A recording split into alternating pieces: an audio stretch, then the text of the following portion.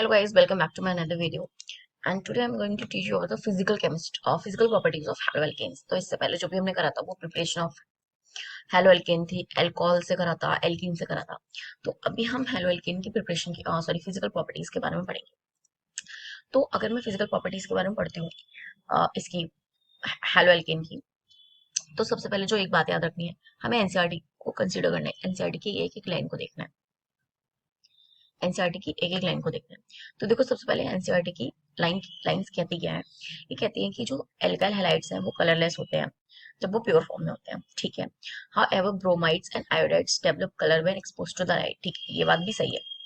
इन्होंने क्या कह दिया, इन्होंने बोल दिया कि जो एल्काइल हैलाइड्स हैं वो प्योर होंगे जब वो कलरलेस होंगे, ठीक है। लेकिन अगर मैं ब्रोमाइड और आयोडाइड की बात करूं, तो अगर आप इनको लाइट में एक्सपोज कर दोगे तो ये क्या करते हैं, कलर डेवलप कर लेते हैं। और कलर डेवलप क्यों कर लेते हैं, उसका रीजन है। उसका रीजन ये है कि ब्रोमाइड्स और आयोडाइड्स में क्या होता है, इनके पास ना वैकेंट डी ऑर्बिटल्स होते हैं। तो जब ये लाइट में एक्सपोज होते हैं तो क्या होता है, इनके इलेक्ट्रॉन्स एक्साइटेड हो जाते हैं और एक्साइटेड स्टेट में चले जाते हैं, जंप कर जाते हैं हायर ऑर्बिटल्स में। और फिर क्या होता है कि जब वो वापस से ग्राउंड स्टेट में आते हैं, एक्साइटेड स्टेट से वापस से ग्राउंड स्टेट में आएंगे, तो वो अपनी एनर्जी को रिलीज करेंगे और वो एनर्जी हमें कलर की फॉर्म में दिखती है, ठीक है। उसके बाद क्या बोल रहे हैं कि जो भी जितने भी आपके वोलेटाइल हैलोजन कंपाउंड्स होते हैं, वो उनकी जो स्मेल होती है वो ज्यादातर स्वीट इन नेचर होती है, ठीक है। उसके बाद बात करेंगे किसकी, मेल्टिंग एंड बॉइलिंग पॉइंट की। तो अगर मैं बॉइलिंग पॉइंट की बात करूं, तो बॉइलिंग पॉइंट की अगर मैं बात करूं तो हमेशा एक चीज याद रखनी है बॉइलिंग पॉइंट के केस में, कि जो बॉइलिंग पॉइंट होगा ना, वो हमेशा डिपेंड करता है वंडरवार फोर्स पर। किस पर डिपेंड करेगा, वंडरवार फोर्स पर डिपेंड करेगा। वेंडरवार फोर्स। और वेंडरवार फोर्स किस पर डिपेंड करता है, interaction between the atoms and the molecule particular, ठीक है। तो जिनके बीच में जितना ज्यादा वेंडरवार फोर्स लगेगा, उसका उतना ही ज्यादा बॉइलिंग पॉइंट होगा, ठीक है। उसका उतना ही ज्यादा बॉइलिंग पॉइंट होगा। और एक चीज और याद रखना, कि अगर मेरे कार्बन के नंबर कम है, यानी कि नंबर ऑफ कार्बन अगर कम है, जैसे कि आपका CH4 हो गया, या फिर बोल सकते हो कि CH3Cl हो गया, या फिर C2H5Cl हो गया, या Br हो गया, कुछ भी हो गया, ठीक है। यानी कि इनमें क्या है कि कार्बन के जो नंबर है वो बहुत कम है। तो अगर कार्बन का नंबर C1 से लेकर के C4 तक होगा, ठीक है, तो आपका जो फिजिकल स्टेट होगा वो हमेशा गैसेस रहेगा, किसी भी कंपाउंड का, हेलोएल्केन के अंदर, ठीक है। वहीं अगर ये C4 से लेकर के C8 या C10 तक चला जाता है, मैं C9 लिख देती हूँ यहाँ पे, तो ये ना लिक्विड में चेंज हो जाएगा, इसकी जो फिजिकल स्टेट आएगी वो लिक्विड आएगी। और वहीं अगर ये C9 या C10 से ज्यादा हो जाता है, तब ये क्या बन जाएगा, तभी आपका सॉलिड बन जाएगा, ठीक है। इसके पीछे रीजन है, इसके पीछे रीजन क्या है, कि देखो जब जब कार्बन के नंबर इंक्रीज करेंगे, जब नंबर ऑफ कार्बन इंक्रीज करेगा, मॉलिक्यूलर वेट इंक्रीज होगा। तो जब मॉलिक्यूलर वेट इंक्रीज होगा, तो देखो गैसेस तो वही हो सकती है जिनका मॉलिक्यूलर वेट जो है वो हल्का होगा, तो वो तो गैसेस होंगी। मॉलिक्यूलर वेट जैसे जैसे बढ़ता जाएगा, लिक्विड में चेंज हो जाएगा, देन सॉलिड में चेंज हो जाएगा, ठीक है। तो इस तरीके से आपको अप्रोच करनी है। उसके बाद देखो क्या कहता है ये, जो हायर मेंबर्स हैं वो सॉलिड और लिक्विड होते हैं, मैंने बता दिया। उसके बाद बोल रहे हैं molecules of organic halogen compounds are generally polar due to the greater polarity as well as higher molecular mass as compared to the parent hydrocarbon. The intermolecular force of attraction dipole dipole and van der Waals are stronger in the halogen derivatives, ठीक है। अब देखो इसने बोला क्या है, इस बात को थोड़ा समझेंगे अच्छे से। ये बोलता है यहाँ पे कि अगर मैं कोई भी एक हैलो एल्केन लिखती हूँ, इसको लिख लिया मैंने, या फिर मैं इसको लिखती हूँ, और अगर मैं इन दोनों को इनके पेरेंट हाइड्रोकार्बन से कंपेयर करूं, तो इसका पेरेंट हाइड्रोकार्बन क्या होगा, यानी कि CH4, यानी कि CH4 से मिलकर के बना हुआ है। और इसका हाइड्रोकार्बन क्या हो जाएगा, parent hydrocarbon CH3 CH2 CH2 Br, ठीक है। ये इसका पेरेंट हाइड्रोकार्बन है। तो अगर मैं इनके पेरेंट हाइड्रोकार्बन से इनको कंपेयर करूं, तो सबसे पहली बात, इनके जो पेरेंट हाइड्रोकार्बन थे ना, वो पोलर इन नेचर नहीं है।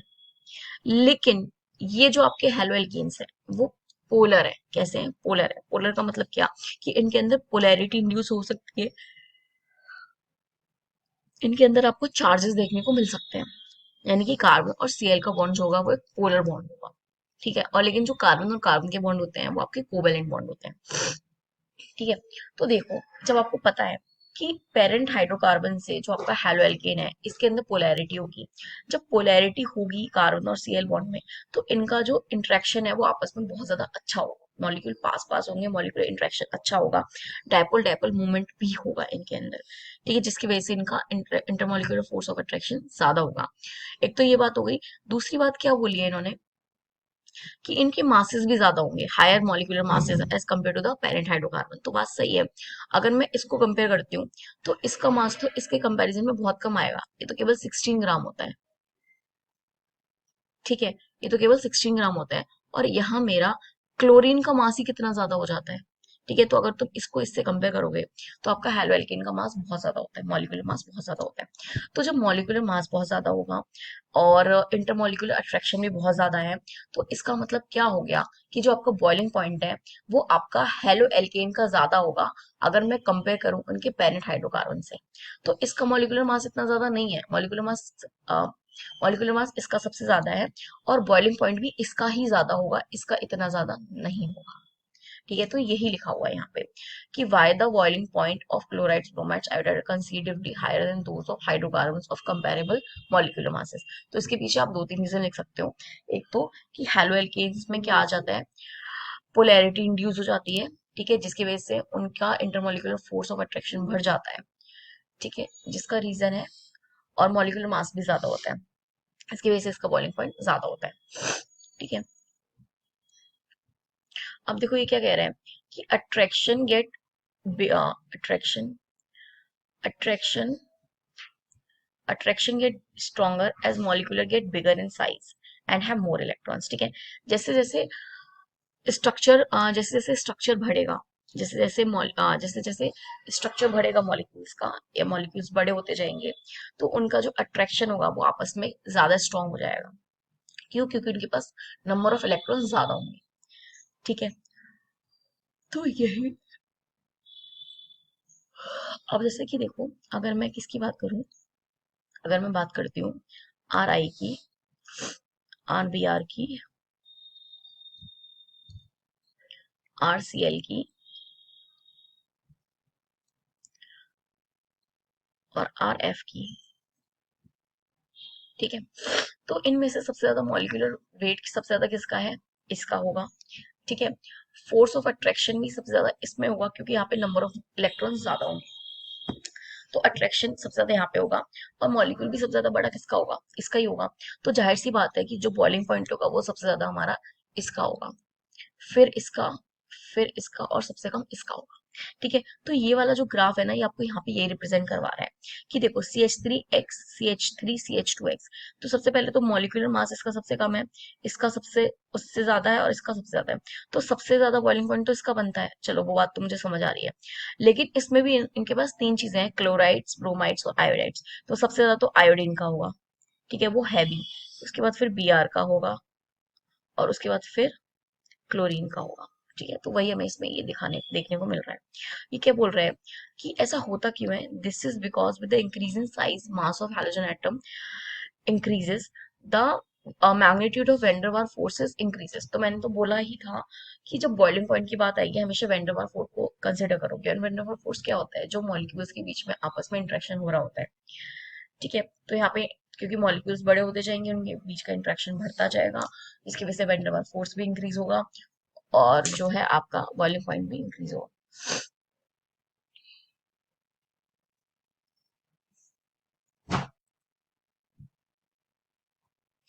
अब आगे देखते हैं।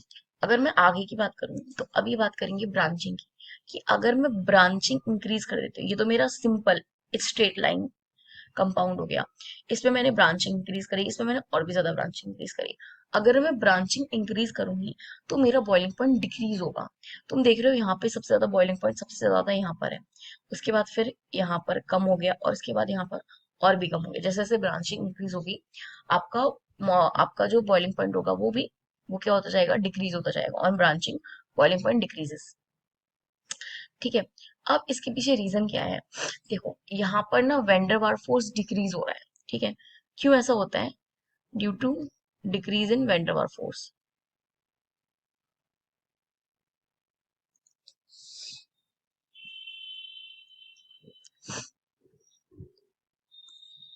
क्या लिखोगे?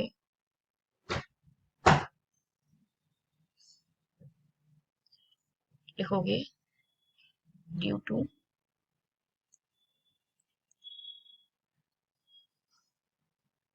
डिक्रीज इन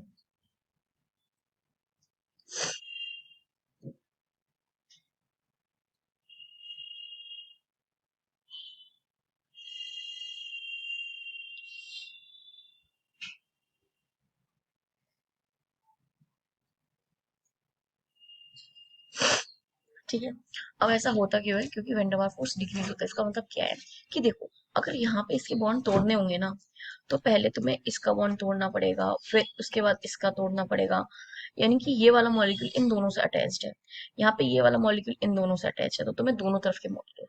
पर यहाँ पे तुम देख रहे हो कि एक बॉन्ड ना तुम्हें कम तोड़ना पड़ेगा, एक बॉन्ड तुम्हें कम तोड़ना पड़ेगा।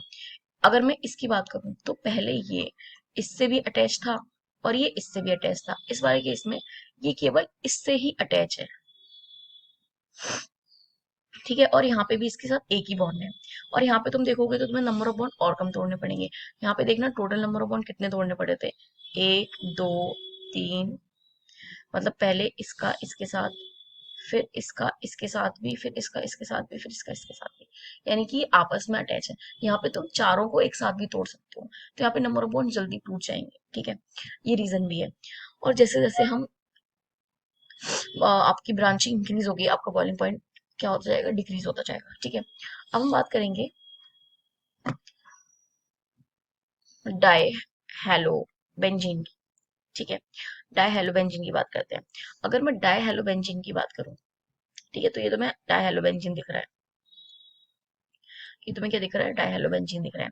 अगर मैं सबसे पहले इसकी बॉइलिंग पॉइंट की बात करूं, तो इसका जो बॉइलिंग पॉइंट है वो तुम देख सकते हो, सबसे ज्यादा किसका होगा, ऑर्थो का, ठीक है। अब यहाँ पे रीजन क्या है ऑर्थो का बॉइलिंग पॉइंट सबसे ज्यादा होने का, कि यहाँ पे ना डायपोल मूवमेंट सबसे ज्यादा है। यहाँ पे तुम अगर इसका डायपोल मूवमेंट हम निकालने लग जाए, तो इसका डायपोल मूवमेंट सबसे ज्यादा है, क्योंकि इनके बीच का एंगल कम है। यहाँ पे डायपोल मूवमेंट उससे कम है, और यहाँ पे डायपोल मूवमेंट तो जीरो है। यहाँ का जो डायपोल मूवमेंट होगा ना, वो तो जीरो हो जाएगा, ठीक है। तो अगर डायपोल मोमेंट ज्यादा है, तो यानी कि इंटरेक्शन ज्यादा होगा, ठीक है। डायपोल मोमेंट ज्यादा है तो इंटरेक्शन ज्यादा होगा, तो जाहिर सी बात है कि बॉन्ड को तोड़ने में टाइम लगेगा और बॉइलिंग पॉइंट ज्यादा होगा, ठीक है। वहीं पे अगर मैं मेल्टिंग पॉइंट की बात करती हूँ, मेल्टिंग पॉइंट, तो मेल्टिंग पॉइंट के केस में तुम डिफरेंट चीजें देखोगे। यहाँ पे इन्होंने लिखा भी है, इन्होंने यहाँ पे लिखा भी है कि बॉइलिंग पॉइंट तो इन्होंने लिख दिया।